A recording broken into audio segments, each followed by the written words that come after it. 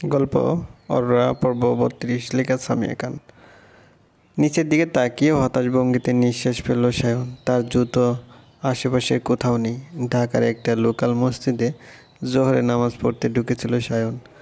বের হয়ে দেখে তার ২০,০০০ রুপির জুতো হাওয়া। জামাল সায়নের পেছন থেকে উকি দিয়ে চারদিকে দেখল। সায়নের জুতো চুরি হওয়াতে একটু বেশি শোকগ্রস্ত দেখালো তাকে। স্যার, আপনি আমার জুতো পরেন? একটু ছোট হবে, সমস্যা নেই। শান ভ্রু কুঁচকে উত্তর দিল। তারপর তুমি কি পরবে? জামাল মাথা চুলকালো। শায়নকে জুতো দিয়ে দিলে এই ইট পাথর ও কংক্রিট মেশানো রাস্তায় খালি পেয়ে হেঁটে যেতে হবে। তবুও শায়নের চিন্তা আগে করলো সে। সমস্যা নেই স্যার, সামনে কোনো জুতোর দোকানে ঢুকে আমার জন্য এক জোড়া কিনে নিলেই হবে। সেটা আমিও করতে পারি। জামালের কথার তোয়াক্কা না করে মসজিদ থেকে বের হয়ে এলো সায়ন। কেমন আজব মানুষের প্রকৃতি! পাপ দূর করার জায়গায় গিয়েও পাপ কামানোর চিন্তায় মত্ত থাকে। সায়ন অনেক লম্বা হওয়ায় বেশ জোরে হাঁটতে পারে, এজন্য তার সাথে হাঁটতে বেশ বেগ পেতে হয় জামালের। একটু দৌড়ে সায়নের পাশাপাশি এলো জামাল। আশেপাশে তাকাচ্ছে বারবার। কী ব্যাপার জামাল, আশেপাশে তাকাচ্ছ যে? আসলে স্যার, দেখছি কেউ আপনার পায়ের দিকে তাকায় কিনা। খালি পায়ে হাঁটছেন তো, কি আমার দিকে তাকাচ্ছে না। কিন্তু স্যার, আমার মনে হচ্ছে সকলে তাকাচ্ছে। ওটা তোমার মনের ভুল, বস্তুত আমার দিকে কেউ তাকাবে না। এই পৃথিবীতে মানুষের এত সময় নেই যে অচেনা কারো পায়ে তাকিয়ে থাকবে। তাও ঠিক, তবে স্যার আপনার পায়ে সমস্যা হতে পারে। আপনি আমার জুতোগুলো পরে নেন, সামনে থেকে আমি কিনে নিচ্ছি। তাতে তোমার দুজোড়া জুতো হবে, আমার কোনো লাভ নেই।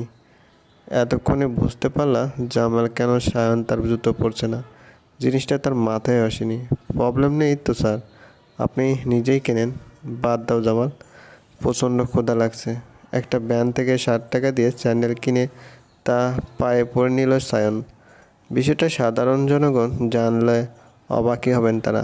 সামনেই একটা হোটেল দেখতে পাচ্ছে সায়ন। সকালে কিছু খাওয়া হয়নি, ক্ষুধাটা মাথাচাড়া দিয়ে উঠল। জামালের সাথে গিয়ে হোটেলে বসলো। কি খাবে জামাল, বলো। স্যার, আপনিই অর্ডার করেন। ওয়েল, আমি অর্ডার করছি। কিছু সময় মেনু চার্ট দেখে একটা ওয়েটারকে ডাকলো সায়ন। জামাল, জি স্যার। মিস্টার তায়েবের ওয়াইফ সামনের ওই প্রাইভেট সেন্টারে পড়ে না? জামাল রাস্তার ওপাশে বড় একটা বিল্ডিংয়ের দিকে তাকালো, তারপর সম্মতিতে মাথা নাড়ালো। জি স্যার, ওটাই। ১.৫ মাস ধরে চেষ্টা করছি মেয়েটার সাথে কথা বলতে। মিস্টার তায়েব এত প্রোটেকশন কেন দেয় বুঝি না। বুঝেন না স্যার, টসটসে কচকচে বউ পেয়েছে। জামালের কথা শুনে উচ্চস্বরে হেসে উঠল সায়ন। ঠিক বলেছ।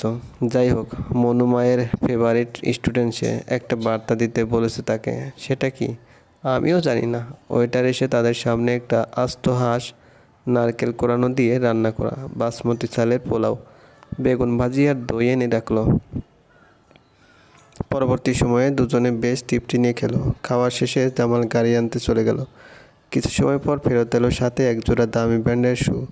শান মুচকে হাসলো জামালের কাণ্ডে। ছেলেটা বেশ বিশ্বস্ত। গাড়ির ভেতর ঢুকে নিজেকে পুরোপুরি স্টাইলিশ একজন মানুষ রূপান্তরিত করে ফেলল। জামাল, জি স্যার। মিস্টার তায়েবের স্ত্রী যেখানে পড়ে তার প্রধানকে কল করে বলে দাও সায়ন জোয়ারদার ১০ মিনিটের মধ্যে তার ইনস্টিটিউটে আসছে। শান তার অল্প দৈর্ঘ্য জীবনে অনেক কিছু অর্জন করেছে। তন্মধ্যে অন্যতম হলো ইয়াং জেনারেশনের মাঝে জনপ্রিয়তা। গানের কণ্ঠ ভালো হওয়ায় কয়েকদিন আগে একটা গান কভার করেছিল সায়ন, যা বেশ সাড়া ফেলেছিল।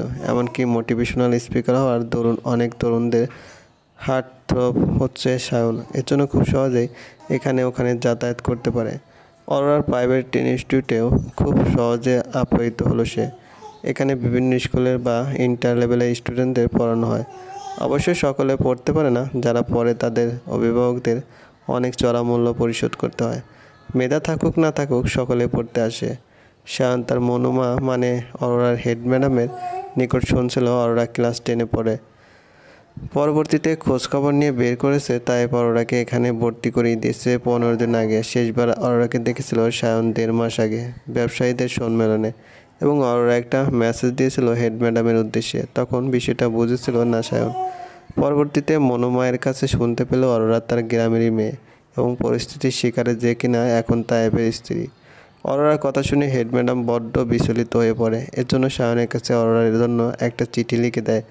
যদিও অনিশ্চয়তা ছিল আদৌ চিঠিটা অরোরাকে দিতে পারবে কিনা সায়ন। তবে আজ ভাগ্য সহায় ছিল। দীর্ঘ 1.5 মাস চেষ্টার পর শাওন অরোরাকে আজকে চিঠিটা দিতে পারবে। শাওনকে ঘিরে অনেকগুলো 17-18 বয়সী মেয়েরা বসে আছে, লাবণ্যও আছে সেখানে। মূলত লাবণ্য এখানে পড়ছে দেখে তাই অরোরাকে এখানে ভর্তি করে দেয়। শুধু মেয়েরা না, ছেলেদের মধ্যে উৎসুক ভাব দেখা যাচ্ছে। অরোরা দূর থেকে শাওনকে দেখছে, ছেলেটা কত হাসি খুশি।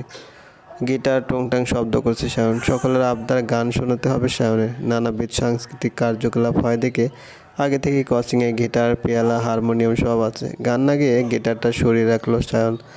গান তো অনেক শুনেছো, আজকে তোমাদের গালেব শায়ারি শোনাবো। কিছু সময় চুপ থেকে শাওন বলল, কয়েদে হায়াত ওয়া বন্দে গাম আসলে মে দুনা হে এক হা, মৌতে সে পেলা আদমি গাম সে নাজাত পাহে কেউ। সকলের উদ্দেশ্যে শাওন জিজ্ঞাসাসূচক দৃষ্টিপাত করলো। বুঝলে না তো তোমরা? সকলে না করলো। জীবনের মেয়াদ আর বিষাদের বন্দিত্ব আসলে এক ও অভিন্ন। মৃত্যুর আগেই মানুষ বিষাদ থেকে মুক্তি পাবে কেন? তাহলে বিষাদ জীবনের অংশ, তাই তো? জি ম্যাডাম, বিষাদ হচ্ছে জীবনের অংশ। শাওন বেঞ্চিতে লাফ দিয়ে নেমে পড়লো। অরোরার দিকে এগিয়ে যাচ্ছে সে। তাকে নিজের দিকে আসতে দেখে ভয় পেয়ে গেল অরোরা। তোমার জন্য মনুমা এ চিঠি দিয়েছে। অরোরার দিকে একটা চিঠি এগিয়ে দিল শাওন। কাঁপা কাঁপা হাতে তা মুঠোয় ভরে নিল অরোরা। পড়বে না? আমার উত্তর লাগবে। শাওনের মুখের দিকে কিছু সময় তাকিয়ে থেকে চিঠি খুলল অরোরা।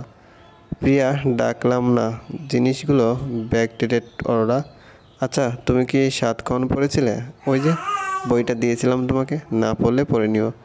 আমার মনে হয় প্রত্যেক মেয়ের উচিত জীবনে একবার হলেও দীপাবলিকে অনুভব করা। তাই বলে সেই চরিত্র কিন্তু নিজের মধ্যে ধারণ করা যাবে না। মনে রাখতে হবে তুমি অরোরা। দীপাবলিকে অনুভব করলেও তুমি অরোরা, বাকি তুমি বুদ্ধিমতী মেয়ে। যাই হোক, বিবাহিত জীবনের জন্য শুভকামনা। আর কিছু লেখা নেই। এটুকু পরেই অরোরার চোখে পানি এসে গিয়েছে। শায়ন হতভম্বের মতো দাঁড়িয়ে আছে। কোনো জবাব দেবে না? দিতে হবে না। ওয়েল, এই চিঠিটা দিতে আমার অনেক কষ্ট সহ্য করতে হয়েছে। আজকে কানাডায় ফিরে যাচ্ছি আমি। হয়তোবা আর দেখা হবে না আমাদের সাথে। ভালো থেকো বাচ্চা। শায়ন হাসি মুখে অরোরার দিকে বিদায় নিয়ে নিল। তবে অরোরা নিজের মনের মধ্যে কিছু ঘটে যাওয়া টের পেল।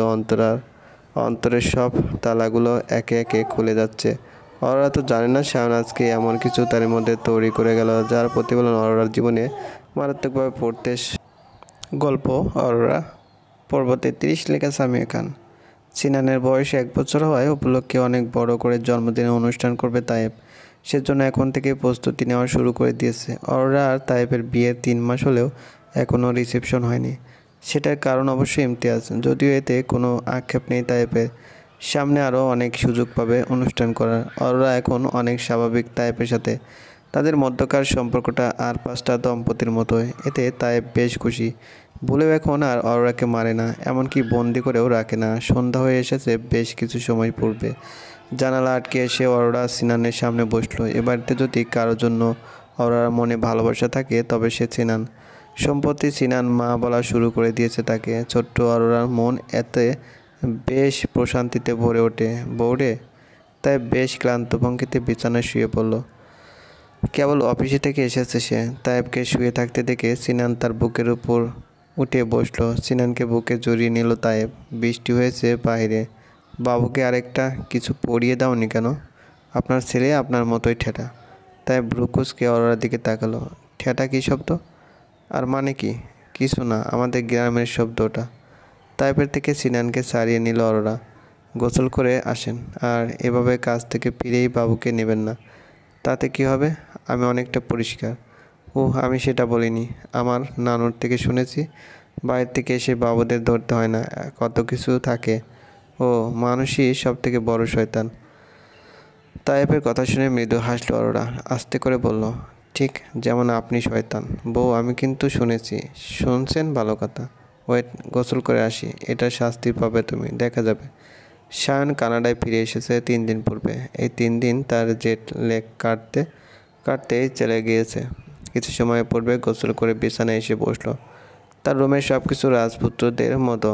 বাথরোব পরে বিছানায় শুয়ে আছে শায়ন। উঠে গিয়ে কাপড় পরতে ইচ্ছে করছে না। জামালকে বড্ড মিস করছে। ছেলেটা 1 মাস পর আসবে কানাডায়। এই সময়টুকু অনেকটা বোরিং যাবে শায়নের। অনবরত একটা নাম্বার থেকে কল আসছে। শায়ন চিনে নাম্বারটা কার। তার আর তোমার গার্লফ্রেন্ড সামিরার নাম্বার এটা। কল করতে করতে বিরক্ত উঠিয়ে ফেলেছে একদম। ফোনটা সাইলেন্ট রেখে শাওন ঝটপট রেডি হয়ে নিল। আজকে অন্তত একবার অফিসে যেতে হবে।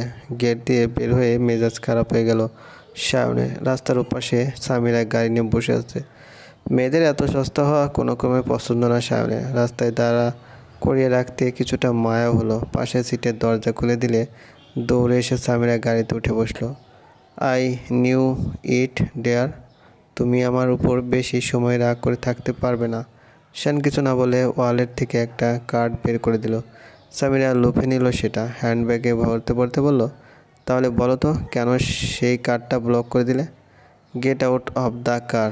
Wait, what? গাড়ি থেকে নামো, বাংলায় ট্রান্সলেট করে দিলাম। আমি মূর্খ না শাওন, কেন নামবো তা জিজ্ঞেস করেছি। থাকার কোনো কারণ দেখতে পাচ্ছি না আমি। I am your girlfriend. No, ex হবে কথাটার পূর্বে। সামিরা জোরে একটা নিঃশ্বাস নিয়ে নিজেকে স্থির করে নিল। শান্ত কণ্ঠে বলল, শাওন প্লিজ, আমি মিস্টেক করে ফেলেছি। ফুঁসে উঠলে শাওন। অন্য ছেলেকে ডেট করা, তার টাকায় গাড়ি কেনা অবশ্যই মিস্টেকের মধ্যে পড়ে না। আমি আর্চিকে গাড়ি ফেরত দিয়ে দিয়েছি, তাতে আমি কি করব? আমার আর তোমার সব শেষ। তুমি আমাকে কল করবে না, খুশি হবে? কেন করবো না? এত ন্যারো মাইন্ড কেন তুমি? নিজের গার্লফ্রেন্ডকে আরও 10টা ছেলের সাথে ঘুরতে দেওয়া যদি আধুনিকতা হয় তবে সরি, এমন আধুনিকে নই আমি। গাড়ির লক খুলে দিল সায়ন। এখন তুমি আসতে পারো। সামিরা বের হতে নিলে ক্রেডিট কার্ডটার কথা মনে হলো তার। ক্রেডিট কার্ড তবে কেন দিলে? কারণ ওটাও ব্লক করা, তাই। সামিরা রেগে কার্ডটা ছুঁড়ে মারল সায়নের দিকে। তবে তাতে তোয়াক্কা করলো না সায়ন। গুনগান করতে করতে গাড়ি নিয়ে চলে গেল। ভাবি দেখো, তোমার উপর আমি রেগে নেই, কিন্তু তুমি সায়নের চিঠিটা নিয়ে ভালো কাজ করোনি। লাবণ্য গলার স্বর নামিয়ে কথাটা অরোরাকে বলল। তাইফের জন্য কফি বানাতে এসেছে অরোরা। পিছন পিছন লাবণ্য সে এসব কথা শুরু করে দিয়েছে। গত 3 দিন ধরে তার এক কথা, কিন্তু আপু আমি তো কোনো খারাপ কাজ করিনি। তুমিও তো পড়েছিলে লেখাটা। হ্যাঁ আমি পড়েছি, আমি জানি তুমি খারাপ কিছু করবে না। তবে বিষয়টা যদি ভাইয়ের কাছে কেউ বাজেভাবে উপস্থাপন করে তখন মারও খেতে পারো তুমি। অরোরা মাথা দুলিয়ে না করলো। সে আমার কাছে প্রতিজ্ঞা করেছে কখনো আমাকে মারবে না। লাবণ্য একটা দীর্ঘশ্বাস ছাড়লো। এ ব্যাপারে আরও কথা বলাও বোকামো। 5 দিন হয়ে গেছে বিষয়টাতে। এতদিন যেহেতু ভাইয়া জানেনি, তবে সামনেও জানবে না। অরোরাকে রুমে ঢুকতে দেখে মুচকে হাসলো তাইব। সিনানের সাথে খেলছিল এত সময় ধরে সে। আপনার কফি। ধন্যবাদ সোনা, একটু বাবুকে ধরো। সিনানকে কোলে তুলে নিল অরোরা। কিছু পড়া শেষ করা এখনও বাদ আছে তার, যদিও বিকেলে অনেক সময় পড়েছে। সিনানকে কোলে নিয়েই অরোরা পৃষ্ঠা উল্টাতে লাগলো। এদিকে থেকে বাচ্চাটা অনেক ভদ্র। অরোরা পড়তে বসলে কীভাবে যেন বুঝে এখন মাকে বিরক্ত করা যাবে না। খাওয়া শেষ করে তাই অরোরার পাশে বসলো। অরোরা দিনে দিনে আরও অনেক সুন্দর হয়ে উঠছে। হাত থেকে বইটা রেখে কাছে টেনে নিল অরোরাকে। ইদানিং তাদের মধ্যকার শারীরিক সম্পর্ক অনেকটা ভালো পর্যায়ে আছে। ইন্টিমেন্টের সময় বেশ রেসপন্স করে অরোরা। তাই অরোরার গাল গলায় চুমু খেতে লাগলো। সিনান অবাক হয়ে তার বাবার কর্মকাণ্ড দেখছে। আপনি জানেন বাচ্চাদের সামনে এসব করতে হয় না? এই জ্ঞান তো আমারও আছে। আরে ও তো 1 বছরের ছোট বাচ্চা, তাহলে অনেকটা বড় হয়ে যাচ্ছে। তোমার কাছে সিনানকে অনেক বড় মনে হয়? হয়তো। তাই মুচকে এসে অরোরার ঠোঁট একটা চুমু খেলো। তবে বলতে হয় সিনানের মা অনেক বড় হয়ে গেছে। অপরিচিত ছেলে থেকে চিঠি নেওয়া শুরু করেছে। কথাটা শুনে কেঁপে উঠল অরোরা। বিষয়টা বুঝতে পারলো তাই নিজের ডান হাত নিয়ে অরোরার কোমরে ডাকলো। ভয় পেলে বউ? দেখেন আপনি আমাকে ভুল বুঝবেন না, চিঠিটা আমি দেখাতে পারি। আমি দেখেছি লাবণ্যের থেকে। তবে শরীরে তাইফের নখের আভাস পেল অরোরা। এরপর কি হতে চলছে তা ভালো করে জানে সে। তবু নিজেকে স্থির রেখে বলল, বিনা দোষে আমাকে মারবেন না আপনি। ও তবে বলছো দোষ নেই আমার। আর তাদের ব্যাপারটা ধরেছিলে, তুমি এর থেকেও জঘন্য কাজ করেছো। সেক্ষেত্রে তোমাকে একবার আমি বেশ্যা বলেছিলাম। এখন মনে হচ্ছে না ভুল কিছু বলছি। অরোরা সিনানকে নিয়ে উঠে এলো তাইফের থেকে। গা কাঁপছে তা। আমি কিছুই করিনি। তবু যদি আপনার মনে হয় আপনি মারবেন আমাকে, তবে বলে রাখি সেই চিন্তা মাথা থেকে বাদ দেন। আপনার স্ত্রী হলেও আমাকে বিনা দোষে আঘাত করার কোনো অধিকার নেই আপনার। এবং লাবণ্যকে ডাকবেন, তার সাথেও এ বিষয়ে কথা